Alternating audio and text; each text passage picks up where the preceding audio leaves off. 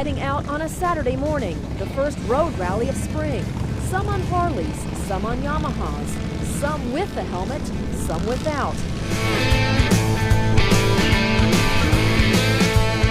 Lou Bright rides without protective headgear.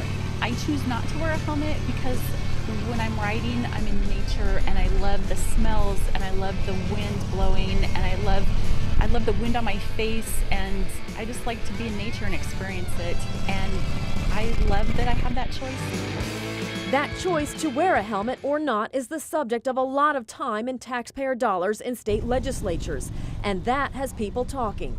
If Idaho passed a law that I had to wear a helmet, I would be really bummed out. You have a choice or a law? I think a law. And why is that? Because it's safer that way. Well, I don't think it should be legislated because I believe in free choice. But, when states start jumping into the fact where they're infringing on personal liberties, it's not something that I'm for. 56-year-old Mark Santoro's ridden since the 60s. He says his big Harley's no match for a vehicle, so he always rides in full gear. Even back then, I knew enough to wear a heavy coat and have a helmet and gloves. For Santoro, it's a matter of safety. I had people look right at me. Literally look me in the eye and run over me. National studies show motorcyclist deaths per mile average 37 times the number of cars.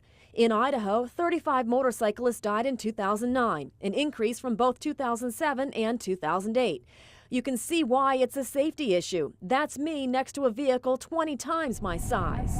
Makes me really, really nervous is driving alongside next to these guys. 2 years ago, I got my motorcycle license. I always wear the proper clothing and my helmet. But when it comes to whether this helmet should be law or choice, there are just as many misperceptions as there are facts. It's a somewhat common perception that if helmets were on everyone, that all motorcycle fatalities would stop. Well, that's just far from the truth. And he's right. According to the National Highway Traffic Safety Administration, just like seatbelts, helmets cannot provide total protection against head injury or death. However, their statistics do show that they can reduce the likelihood of fatalities by 37%. Another misperception is that Idaho has no helmet laws. Actually, it does, for riders under the age of 18. In fact, only 3 states have no helmet laws at all. 20 have full helmet laws, and the rest, like Idaho, have laws for riders under a certain age. So why should you care about helmets if you don't ride?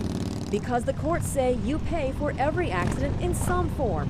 When someone challenged Massachusetts' mandatory helmet law, the U.S. Supreme Court sided with the state. The decision read, "From the moment of injury, society picks the person up off the highway, delivers him to a municipal hospital, provides unemployment compensation if he can't work, and may assume responsibility for his existence. We do not understand a plaintiff thinking that only he himself is concerned."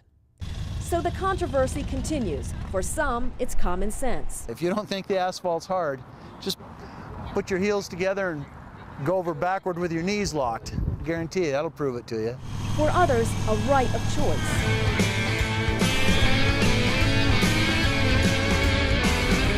I love riding without a helmet. I don't worry about getting in an accident and not having a helmet. It's a freedom issue, much like many other freedom issues that people are aware of today. But whether it's the cost of making new laws or the cost of not wearing a helmet, the taxpayers are paying the bill.